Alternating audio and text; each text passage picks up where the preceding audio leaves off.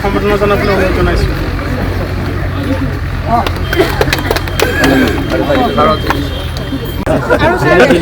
ভালকৈ খেতি কৰিলে মই তোক সহায় কৰিম। 15 বিঘা তই মিনিমাম 5 বিঘা চব্জি খেতি কৰিম। তোক এটা মই হেৰি পাম চেট আমি কাম কৰিম। 5 বিঘা যদি হেৰি খেতি কৰে নহয়, যদি চব্জি খেতি কৰে 7-8 লাখ টকা ইনকাম কৰিব। গাঁৱত 7-8 লাখতকৈ বেছি পইচা লাগে নেকি কওক? হা এবাৰ 5 বিঘা মাটি হেৰি কৰি চব্জি হ'ব। অঞ্চলত চিডছ কৰ্পৰেশ্যনৰ প্ৰায় 50-60 বিঘা মাটিৰ এখন ফাৰ্ম আছে। সেইখন চাবলৈ আহিলোঁ। আগন্তুক সময়ত কেনেকৈ ফাৰ্মখনৰ ডেভেলপ কৰিব পাৰি, ফাৰ্মখন ভাল কৰিব পাৰি, বা এখন ফাৰ্মত আমি কি কৰিব পাৰোঁ, আমি চিডি উৎপন্ন কৰিম নে এখন গাৰ্ডেন বনাম, তাৰে কাৰণে আমি ডিপাৰ্টমেণ্টৰ লগত আলোচনা কৰিলোঁ, বিষয়াসকলৰ লগত আলোচনা কৰিলোঁ, কৰ্মচাৰীসকলৰ লগত আলোচনা কৰিলোঁ। ইয়াৰ স্থানীয় ব্যক্তিসকলৰ লগতো খেতি কৰিলে কি অসুবিধা কি সুবিধা সেই বিষয়ে বিস্তৃতভাৱে আলোচনা কৰিলোঁ। মানুহ খেতি কৰিবলৈ আগ্ৰহী, কিন্তু অলপ সহায় কৰিব লাগে। সেই সহায়খিনি কৰিবলৈকে আমি সাজু আছোঁ।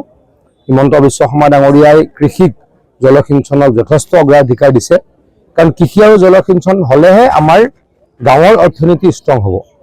যিহেতু অসমৰ 70% মানুহ কৃষিৰ ওপৰত নিৰ্ভৰশীল, গতিকে যিমান পাৰোঁ কৰিবলৈকে চেষ্টা কৰিম। ৰাইজক অনুৰোধ কৰিছোঁ, ৰাইজে কৃষি কৰ্মত আৰু যাতে মনোযোগ দিয়ে। আমাৰ এগ্ৰিকালচাৰ ইনফ্ৰাষ্ট্ৰাকচাৰ ফাণ্ড বুলি এটা ফাণ্ড আছে গভৰ্ণমেণ্ট অফ ইণ্ডিয়াই। এই ফাণ্ডত যদি কোনোবাই লোন এপ্লাই কৰিলে গভৰ্ণমেণ্ট অফ ইণ্ডিয়াই যদি কোনোবা বেংকৰ লগত 9% ইণ্টাৰেষ্ট ফিক্স হৈছে, গভৰ্ণমেণ্ট অফ ইণ্ডিয়াই সেই উদ্যোগীজনৰ হৈ 3% ইণ্টাৰেষ্ট দিব। আমাৰ অহা 18 তাৰিখে গুৱাহাটীৰ জ্যোতি বিষ্ণু প্ৰেক্ষাগৃহত 5000 অসমৰ পৰা উদ্যোগী কৃষক নিবনুৱা আহিব। মুখ্যমন্ত্ৰী ডাঙৰীয়া তাত উপস্থিত থাকিব।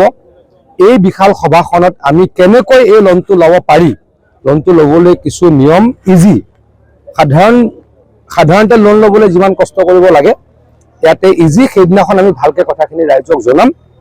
কিন্তু এটা কথা মই ক'ব খুজিছোঁ, ইয়াত আমাৰ যথেষ্ট কৰাৰ সুবিধা আছে, কিন্তু এই লোনটোত এগ্ৰিকালচাৰ ইনফ্ৰাষ্ট্ৰাকচাৰ হ'ব লাগিব।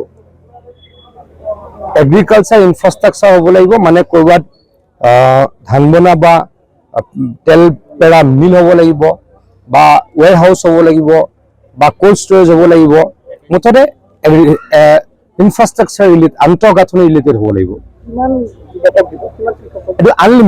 এইটো আনলিমিটেড গভৰ্ণমেণ্ট অফ ইণ্ডিয়াই এই 3% যিটো আমাৰ ছাবচিডি ইণ্টাৰভেনশ্যন বুলি কয়, ইণ্টাৰেষ্ট ছাবভেনশ্যন বুলি কয়, তাৰ কাৰণেই 2 লাখ কোটি টকা ৰাখিছে। গতিকে ইয়াতে অপাৰ সুবিধা আছে, এই সুবিধাখিনি যাতে সকলোৱে লয় অনুৰোধ কৰিছোঁ। খুব বেছি কৰিব লাগিব উদ্যান শস্য। মানে এতিয়া চাওক, আমি খালী খেতিটো কৰিম, খালী খেতিটো ধানটো কৰিবই লাগিব, কিন্তু খালী খেতিতকৈ আমি কি কৰিব লাগিব, আমি ৰবি খেতি, মানে আমাৰ ফল মূল আৰু শাক পাচলি, তাত গুৰুত্ব দিব লাগিব। তাতহে বেছি পইচা ইনকাম কৰিব পাৰি। ধানত বহুত পইচা ইনকাম নহয়, কিন্তু আমিতো অসমীয়া মানুহে ঘৰৰ ধান খাই ভাল পাওঁ, ঘৰৰ চাউল খাই ভাল পাওঁ, কিন্তু সেইখিনি কৰাৰ পাছত যাতে লগত উদ্যান শস্যত বা ৰবি ক্ৰপত আমি জড়িত হওঁ, তাৰ কাৰণে যাতে সকলো আগ্ৰহী হয় অনুৰোধ কৰিছোঁ।